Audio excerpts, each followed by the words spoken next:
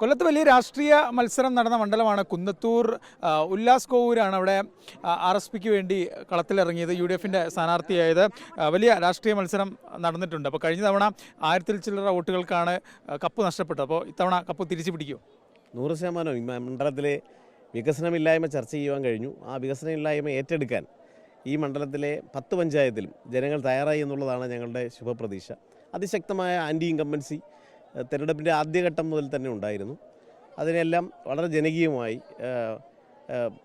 പ്രചാരണത്തിൽ കൊണ്ടുവരാനും അതിനനുസരിച്ചുള്ള സംഘടനാ പ്രവർത്തനവും സജീവമാക്കി മുന്നോട്ട് കൊണ്ടുവരാനും സാധാരണക്കാർ ഏറെ തിങ്ങിപ്പാർക്കുന്ന ഒരു നിയോജക മണ്ഡലമാണ്.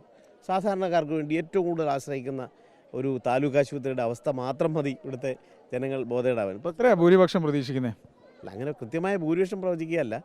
UDFിൻ്റെ അസസ്മെൻറ്റ്, ബൂത്ത് അടിസ്ഥാനത്തിലുള്ള അസസ്മെൻറ്റ് കണക്കാക്കിയെടുത്താൽ 5000-നും 7000-നും ഇടയിലുള്ള ലീഡാണ് UDF ബൂത്ത് കമ്മിറ്റികളിൽ നിന്ന് ലഭിച്ച് നിയോജകമണ്ഡലം കമ്മിറ്റി മുന്നോട്ട് വെച്ചിട്ടുള്ളത്. അതിന് തികഞ്ഞ ആത്മവിശ്വാസമാണ്. 100% ആത്മവിശ്വാസത്തിലാണ്. കാരണം ജനങ്ങളെ നമ്മൾ തിരഞ്ഞെടുപ്പ് കഴിഞ്ഞിട്ട് ഇപ്പോൾ 1 മാസം കഴിയുകയാണ്. ഓരോ മേഖലയിൽ ചെല്ലുമ്പോഴും എല്ലാ മേഖലയിൽ നിന്നും വലിയ പിന്തുണ, പ്രത്യേകിച്ച് തൊഴിലാളികൾ, കശുവണ്ടി തൊഴിലാളികൾ, തൊഴിലുറപ്പ് മേഖലയിൽ നിന്നുള്ളവർ, അവരുടെയൊക്കെ ഒരു വലിയ പ്രതിഷേധം ഈ ഗവൺമെൻറ്റിനെതിരായി, ഈ നിയോജകമണ്ഡല ജനപ്രതിനിധിക്കെതിരായി ഉണ്ടായിരുന്നു.